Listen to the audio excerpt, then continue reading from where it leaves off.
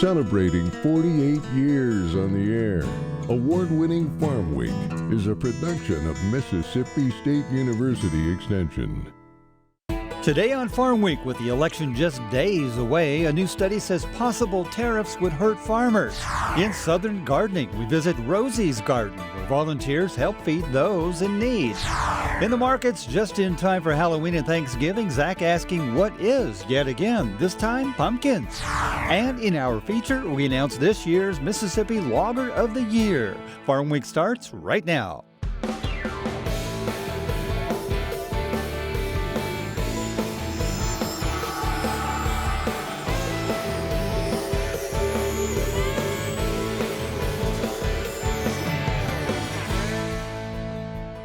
Hello everyone, I'm Zach Ashmore. And I'm Mike Russell. Happy Halloween. Great to have you with us again here on Farm Week.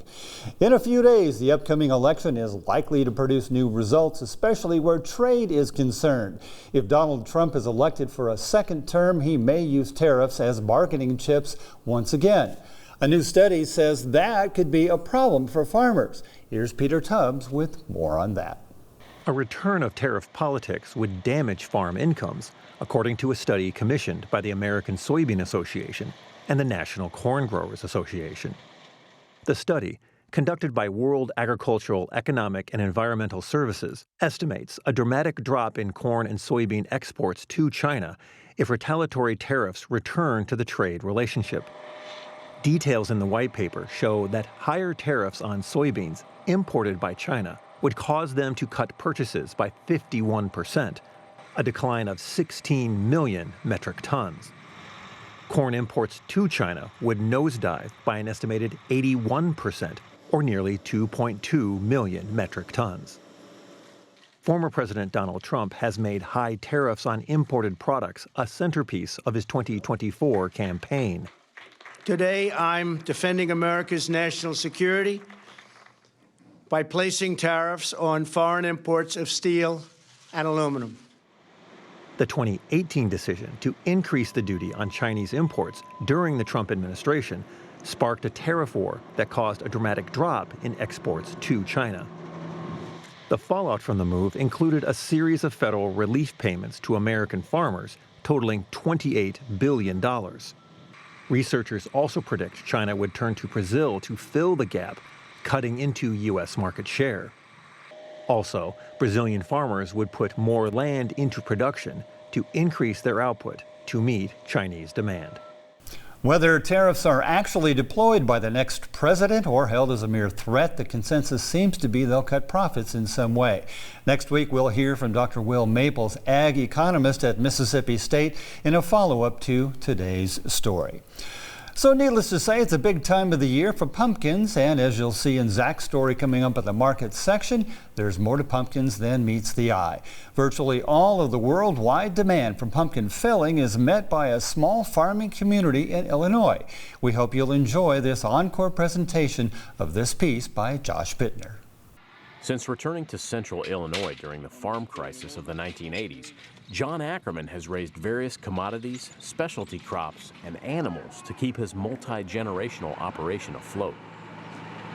But embracing his hometown's unique flavor is what's truly entwined his family name into local roots. We've got 32 acres this year of hand-picked ornamental pumpkins, gourds, and squash. And we raise over 160 different varieties, too. We have red pumpkins, we have white pumpkins, we actually have blue pumpkins out here. This one is a red warty thing. That is honestly the name they gave this one. And these come in all different shapes and colors. People decorate with these all the time. And so once again, iconic Ackerman Family Farms is serving up a vast array of seasonal gourds and squash with a dash of farm life. And when we give field trips, we try to let them interact with the animals. We allow them to feel the feathers on a chicken, the fur on a bunny, the fiber on an alpaca, the wool on a sheep, the hair on a goat. Commercial pumpkin patches are a classic set piece of harvest time Americana. And though Morton, Illinois has earned the nickname Pumpkin Capital of the World, it isn't the traditional jack-o'-lantern style that's globetrotting. Got to give them a lot of credit. When they took that old wonderful Dickinson pie pumpkin, you know, it was grown in Kentucky 100 years ago, they developed that seed and they improved on that pumpkin, and they did so by paying attention to taste and texture. Ackerman began his career in pumpkinry by contracting with a local processor, Libby's, which cans pumpkin pie filler. Their Morton factory has been in operation since the late 1920s. And officials with multinational parent corporation Nestle say 85% of worldwide canned pumpkin supply comes from within a 50-mile radius of the town, going from vine to vessel in less than 6 hours. Shelf supply surges annually during the traditional harvest to holidays baking season. It is a different view to see acres and acres of pumpkins rolled into rows ready to be harvested. John Ackerman's cousin, Jim, is agriculture manager for Nestle USA in Morton. He says roughly 20,000 vicinity acres are in production during any given year. This is a little sweeter and a little meatier, or puree's nicer. The jack-o'-lantern variety is for appearances. We're looking for a bricks factor or a sugar factor in these also that isn't in the ornamentals. For John Ackerman, the diversity pumpkins provide are a welcome respite from the volatility of more common row crops. And whether it's working with processors to fill store shelves or raising ornamentals on his own, he's always excited by the spirit fall harvest ushers into the area. We have the best demographics here. We get grandparents and families and cooks and gardeners and animal lovers, and I have really come to appreciate that in a retail business, we have the best kind of customers there are. Have a great day. This week, Rosie's Garden, a place of hope in Brandon, Mississippi. We're told the idea sprouted from the minds of Michelle and Thomas Harris, on whose land the garden grows. A place that provides fresh produce for those in need and offers a chance for kids to volunteer by working the land. Here's Eddie Smith.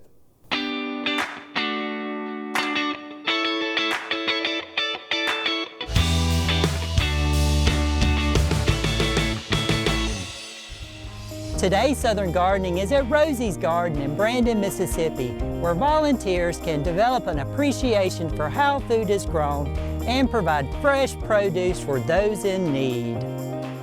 The garden is made up of 36 raised beds, arranged as a cross, and includes not only vegetable crops, but also herbs and flowers to attract pollinators.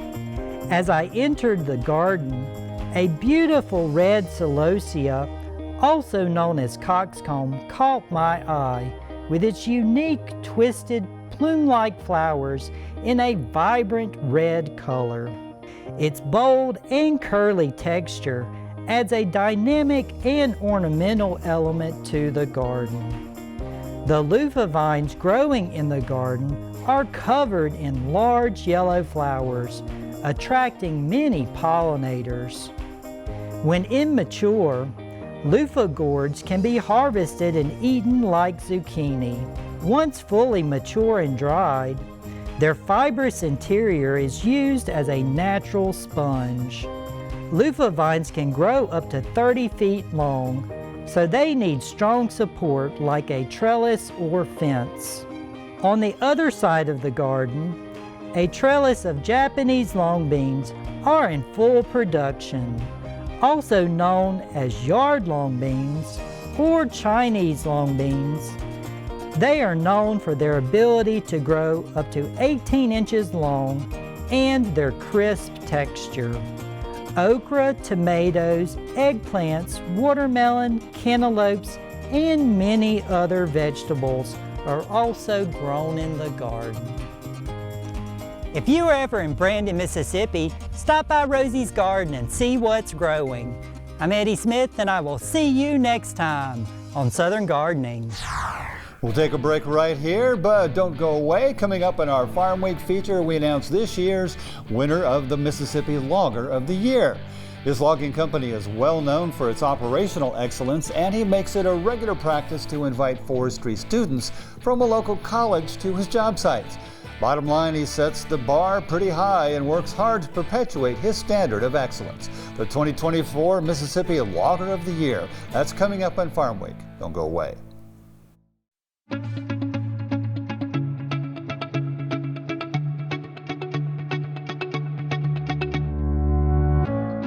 I believe in people and their hopes, their aspirations and their faith, and their right to make their own plans and arrive at their own decisions, and their ability and power to enlarge their lives and plan for the happiness of those they love.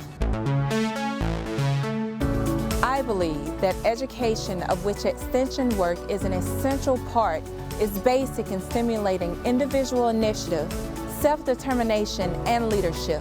That these are the keys to democracy, and that people, when given facts they understand, will act not only in their self-interest, but also in the interest of society. Because I believe these things, I am an extension professional.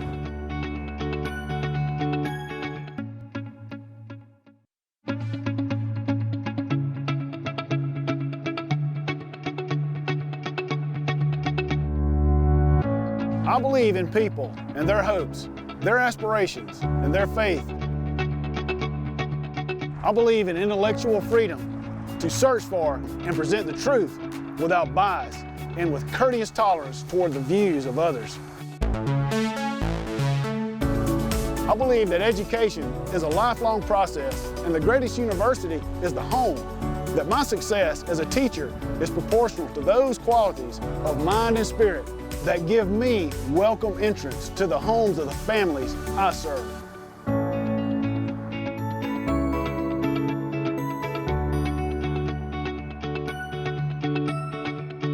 Because I believe these things, I am an extension professional.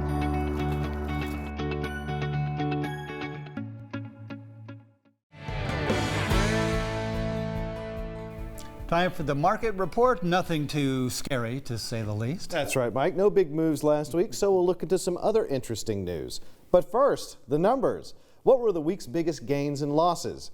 And then, 2 USDA reports tell us about the current state of cattle and harvest.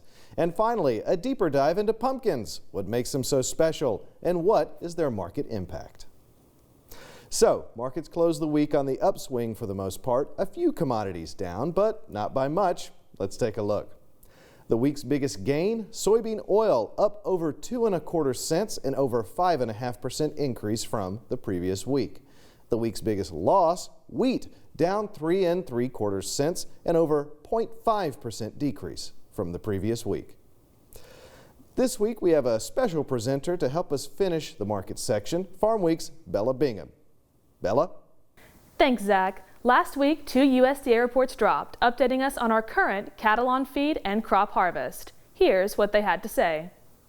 Cattle and calves on feed for the slaughter market in the U.S., 11.6 million head, slightly below last year at this time. Steers and steer calves up 1%. Heifers and heifer calves also down slightly more than 1%. Placements in feedlots totaled 2.16 million head, 2% below last year. Net placements 2.10 million head. Marketings of fed cattle totaled 1.70 million head, 2% above last year. Other disappearance totaled 56,000 head, 2% below last year. In this month's crop progress report, corn harvest 81% complete, 13% higher than last year. Soybean harvest 89% complete, 7% higher than last year. And cotton harvest 52% complete, 5% higher than last year. Cotton condition appears 64% good to excellent. Soon we'll meet the 2024 Tree Farmer of the Year. The business side of that industry is a big part of it, and managing the forest equally so. Here's Bracey Clark from Scotch Plywood Company with what he thinks all tree farmers need to keep in mind. You know, the pulpwood price is the trickiest thing we deal with, not just us, throughout the entire state, you know. But the salt timber price is relatively steady, you know, chipping salt is relatively steady. And so if you get through the first thinning and treat that more as a silviculture practice versus income deal, if you're trying to grow salt timber to get to your money crop, then a first thinning has to be done, regardless of the price. Thinning is crucial, and we have started, like I said, to treat first thinnings like a silviculture practice, a forest management practice. Yes, you will get some money, not a lot of money, but a lot of landowners are starting to make mistakes, in my opinion, by letting their timber continue to just grow to 20, 25 years old, hoping they'll get a magic number that is probably never going to happen. I mean, once every few years the mills might run out, and yeah, you might get $15 a ton or whatever, but that's not reality. This time of year, you can't escape them, pumpkins. They're everywhere, and why not? But there's a lot more to them than meets the eye, and this week we take a deeper market dive into what makes them so special.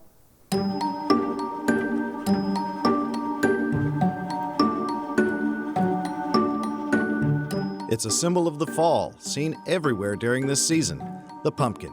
It's used for decoration and food. But what exactly makes this gourd so special? And how do we come across so many this time of year? Historically, the pumpkin was cultivated by Native Americans alongside corn and beans. This trifecta of crops tended to work well together. And the meat of the pumpkin, that is, the inner flesh we make pies and other foodstuffs out of, was found to be a nutritious means to survive the colder winter months. Planting pumpkins can occur either in the spring with summer squash, melons, and cucumbers, or they can be planted in early summer, which is the case with pumpkins used primarily as jack-o'-lanterns. They grow similarly to squash, their cousin, and can cross-pollinate with it and other gourd types. Illinois is the #1 pumpkin growing state, by far, growing nearly twice as much as any other state. And the village of Morton, Illinois, calls itself the pumpkin capital of the world. It's also home to Libby's, the best-known pumpkin puree in the grocery store. Market-wise, the pumpkin is considered seasonal, which means that it's not normally measured in year-round sales.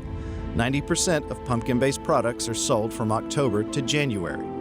In 2023, the top 6 pumpkin-producing states harvested more than 1.2 billion pounds of pumpkins. Pumpkin prices tend to vary by state, with Illinois generally having the lowest price. This is due to their pumpkins mainly being grown for processing and not for decoration. In the weeks leading up to Halloween of this year, average wholesale pumpkin prices ranged from $157.50 per 36-inch bin for Howden pumpkins, the variety most commonly used to make jack-o'-lanterns, to $212.50 per 24-inch bin for pie pumpkins, and up to $350 for specialty varieties like mixed heirloom pumpkins. In the third week of October this year, the average retail price per Howden pumpkin was $6.21.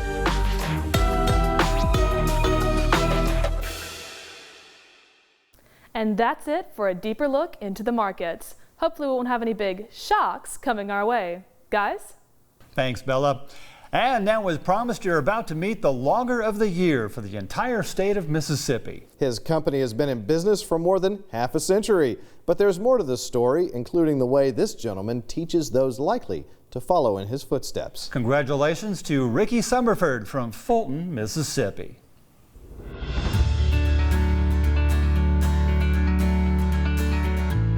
As long as everything's moving and everything's going, you know, I just try to make sure everything's in place where it needs to be, and most of the time the best thing I can do is kind of stay out of the way.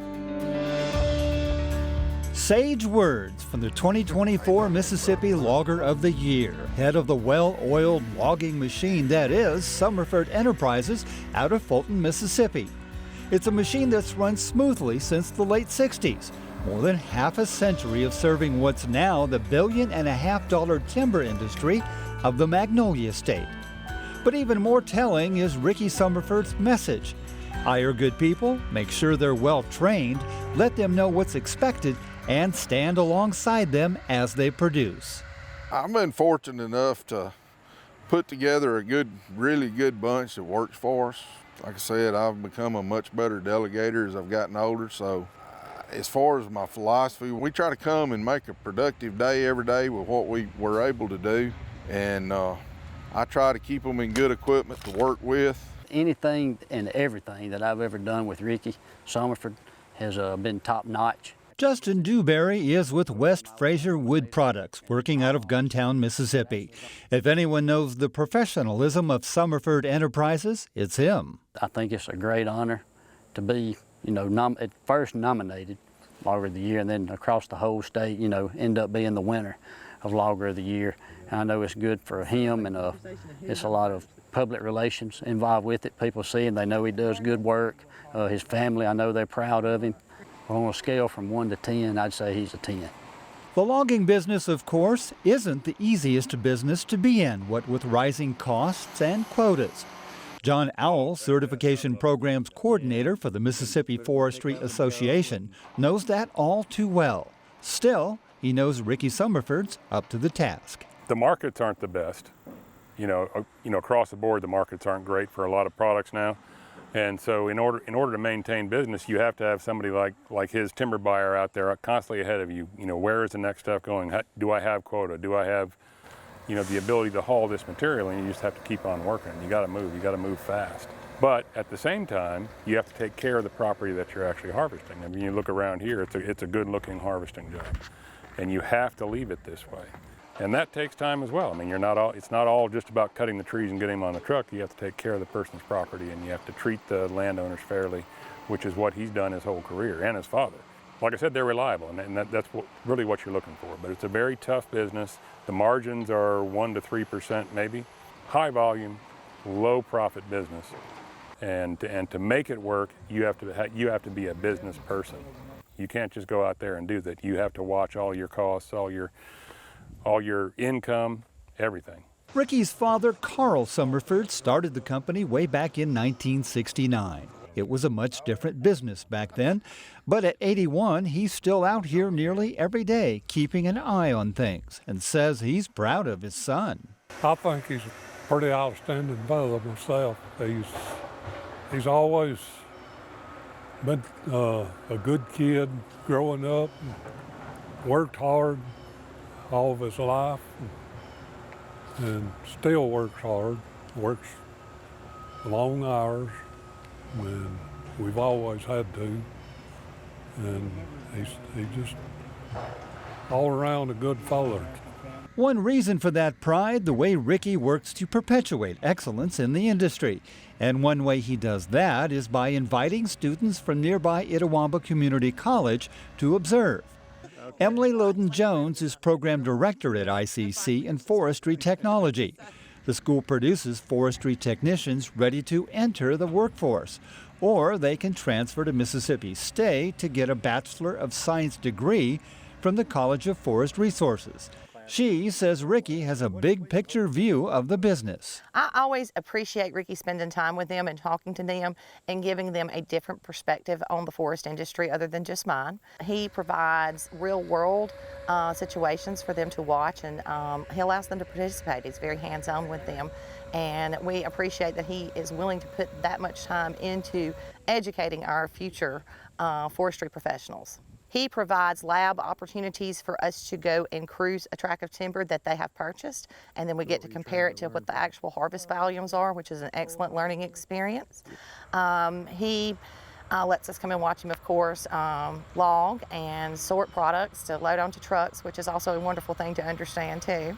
Colton Bird is one of Emily's students. His major is forestry wildlife management. He first wanted to be a game warden, but now is leaning toward forestry. He says it makes perfect sense that Ricky was selected as Logger of the Year. Honestly, it does not surprise me just from sitting there talking to him. He has an amazing amount of intelligence towards forestry and just logging in general. And it's just been, like I've said before, it's been passed down through his generation of his family. And I can see why he's so good at it and why he's out here working day to day and even working on other sites, just him and his dad. I can see why, and it's really amazing. Bottom line, Ricky, who buys 100% of everything he cuts, holds regular safety briefings, is careful with BMP regulations, works to preserve the environment on every job site, and maintains a blend of equipment that's well maintained and/or under warranty, has high standards for daily workflow. After all, the company reputation is on the line. I try to treat everything like it was mine, and I own timberland myself, so I try to treat every job just like I would if it was my own, and then also, like I said, we got a lot of repeat landowners that we work with, so, you really want to keep them happy. Ricky Summerford, Mississippi's 2024 Logger of the Year, a busy man to say the least. But with everything on his plate, we asked him somewhere down the road, when you decide to retire, you're at home watching football, how would you like to be remembered? I'd want him to say, that he was a hard worker, honest man, fair man, someone that would willing to help others, willing to help somebody out, somebody that cared about what he was doing. I don't know what I'm going to be doing when I'm 81 if I make it that far, but I'm sure I'll still have my hand in it somehow.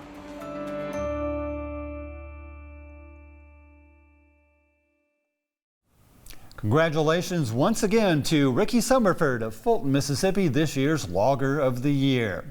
Well, next week, horses that help veterans heal from their traumas.